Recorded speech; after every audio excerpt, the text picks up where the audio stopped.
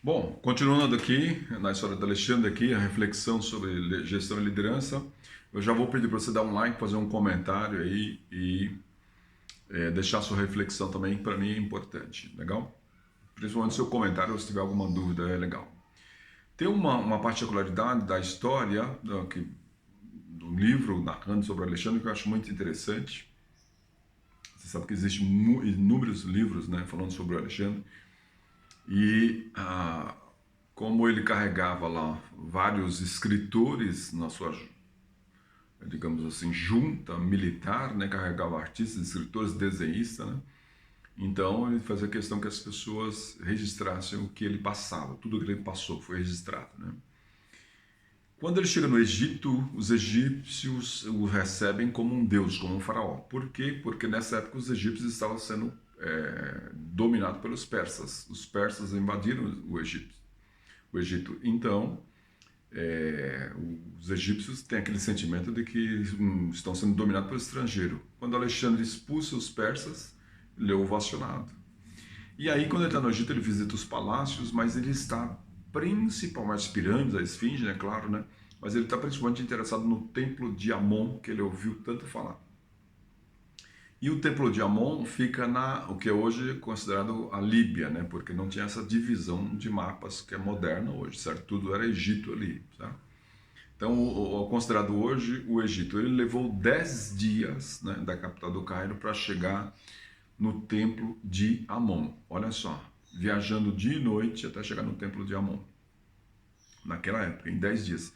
E enfrentou tempestade, é muito interessante a história que ele vai com apenas 10 soldados, né? É porque é uma visita ao templo e na realidade ele entra sozinho no templo, então não é permitido, é ofensivo levar uma junta militar, né? Então ele vai apenas com 10 soldados e enfrenta uma tempestade terrível, né?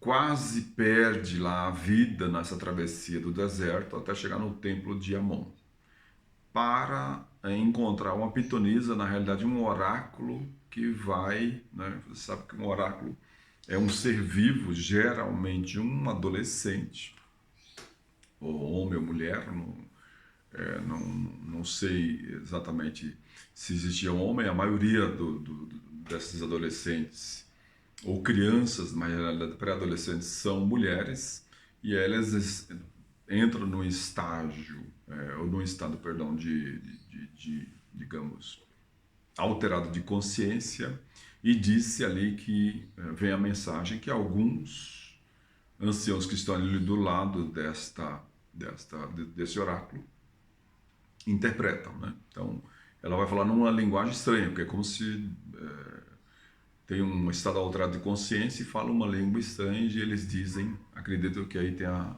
ligação com os deuses. Então, o Alexandre vai visitar esse templo porque ele está muito interessado em fazer uma pergunta. Olha que interessante. E ele ainda tem dúvida, é isso que eu achei interessante na história, né? Então ele vai, atravessa e fica lá e entra, faz reverência lá no templo. Todo mundo gosta muito da maneira como ele chega ao templo, com educação e com reverência. E ele faz a pergunta. Quando ele chega diante do oráculo, os anciãos estão lá e falam assim: pode fazer a pergunta. E ele faz a pergunta: eu quero saber se eu realmente sou Deus, ou se eu descendo dos deuses, né? E a pergunta que ele faz é justamente: eu sou Deus? E a resposta, depois o oráculo tem lá, faz a pergunta, né? Tem lá a reação e a interpretação que dão para ele é o seguinte: sim, você descende diretamente dos deuses. Então ele sai dali muito autoconfiante. Ele não tem conquistado a Pérsia ainda, né? Lembra? Ele está ali, ele desceu ali, ele passou pela antiga Turquia, ele desceu ali o Oriente Médio, ali hoje do que é o Líbano. Teve algumas conquistas ali, que eu não vou narrar todas ali, o que é no Líbano, depois ele entra em Israel, Tiro, que é ali, ele vai para o Egito, seguindo o mapa ali. Se você entende bem de mapa, você sabe do que eu estou falando, e vai para o Egito. Então ele está interessado nessa resposta do templo de Amon. Como ele obtém a resposta sim, você descende diretamente dos deuses, a autoconfiança dele redobra e ele decide conquistar a Pérsia. Ali ele conclui, é muito interessante que ele, no livro deixa registrado que ele conclui que a Pérsia será a conquista dele.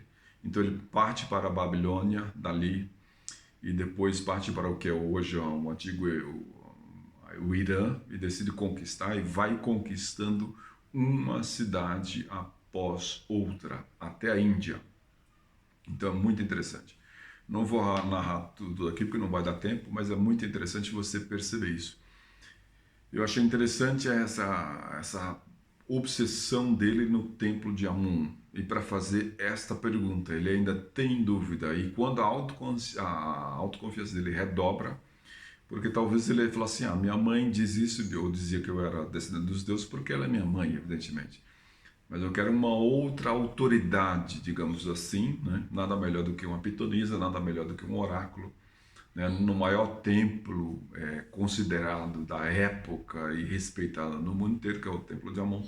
Então ele obtém a resposta, sim, então está confirmado, ele passa a se considerar um Deus realmente invencível. E vai para a batalha com esta crença. Isso é muito interessante. Porque ele teve vários momentos, teve vários ferimentos, e teve vários momentos para morrer, né? Nas batalhas, que eram batalhas ferozes, e ele estava na linha de frente. Muitas batalhas ele estava na linha de frente. Mas ele vai com uma autoconfiança que espanta todos os generais, que não realmente consideram ele realmente sobrenatural. A crença dele realmente é um negócio espantoso. Então fica essa dica aí para você, né? Novamente falando sobre crença, mas essa confirmação, essa necessidade de ter uma palavra externa, uma autoridade que confirme você vai vencer porque você já nasceu predestinado. Então é muito interessante. Aí ele vai com mais autoconfiança. Quando a gente redobra a autoconfiança, os resultados vêm de maneira mais fácil. Oriente, treine a sua equipe, né, para ela ter uma mentalidade de Alexandre, e a vitória será sua. Um grande abraço.